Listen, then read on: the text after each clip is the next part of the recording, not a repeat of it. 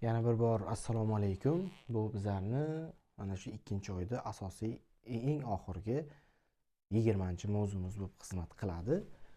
Yangi ildiz mavzusi eng chuqur qismi ildizni uyg'otish mavzumizning nomi o'z-o'zidan ma'lum.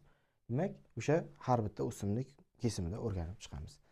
Ildizni uyg'otishda bizga yordam beradigan 3 ta asosiy manba bor.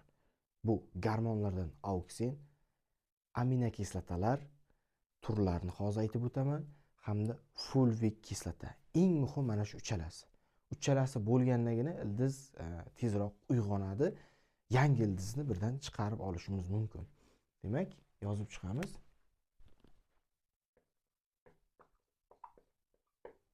Auksin, xo'p. Aminokislotalar hamda fulvik kislotalari. Vazifalarni tushuntirib beraman, keyin miqdorlarini qachon ishlatilishlarini aytib o'tamiz.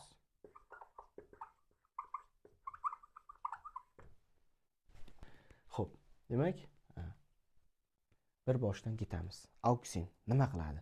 Ildiz chiqarish jarayonini boshlab beruvchi gormon hisoblanadi. Ya'ni yo'q ildizdan, yo'q joydan bor ildiz chiqarishda asosan ishlatiladi.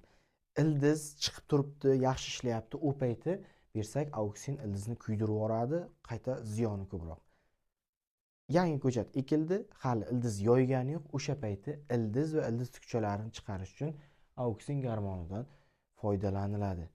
Asosan yangi ekilgan payti bir martagina foydalanishimiz mumkin. Xo'p, aminokislotalar. Ildiz masalan kasetadan chiqaramiz, tuproqqa tiqamiz-ku.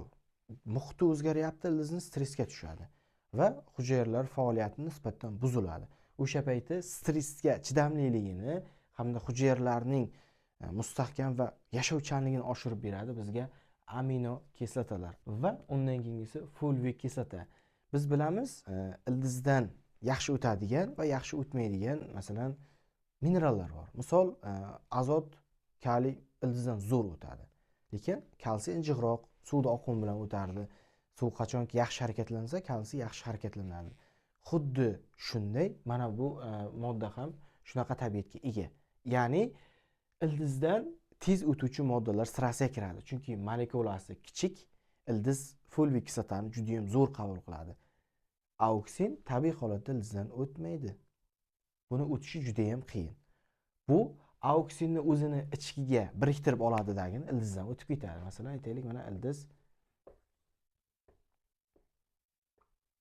shunaqa deylik, mana kichik tomchilar bor. Kichik tomchilar. Tomchi ham nima bo'lib ketyapti? Xullas, mana shu ildiz atrofida kichik tomchi. Bu kichik tomchi nimani tomchisi? Fulvik kislotani tomchilari, fulvik kislotani bizda tomchilarni mana shu ildiz atrofida turibdi. Bu ildizdan juda ham faol. Ildizning ichki qismiga kirishi juda ham faol. Mana bu yerda auksin molekulalari turibdi. Aytaylik, mana shunday. Buni ildiz qabul qilmaydi, kiritmaydi, yo'li yopiq. Auksin dastlab fulvik kislotani ichiga kiradi. Ana undan keyin fulvik kislota bilan birgalikda fulvik kislotani ichida erib auksin ildizga o'tadi. Demak, fulvik kislotaning vazifasi auksinni qabul qilishini ta'minlaydi. Auksinni bitta o'zini qo'llash bu juda ham xavfli, ildizni kuydirib yuboradi, chunki ichkariga kirmaydi-da, atrofida turaveradi. Ildiz rivojlandimi? Kuydiradi, rivojlandimi? Kuydiradi. Lekin mana bu aminokislota hamda fulvik kislota bilan birgalikda qo'llasak, auksinni yumshatib, faoliyatini yaxshilab, o'tishini ham demak ta'minlab berar ekan. Fulvik kislotaning asosiy vazifasi mana shu. Auksinni ildizga kiritib berish.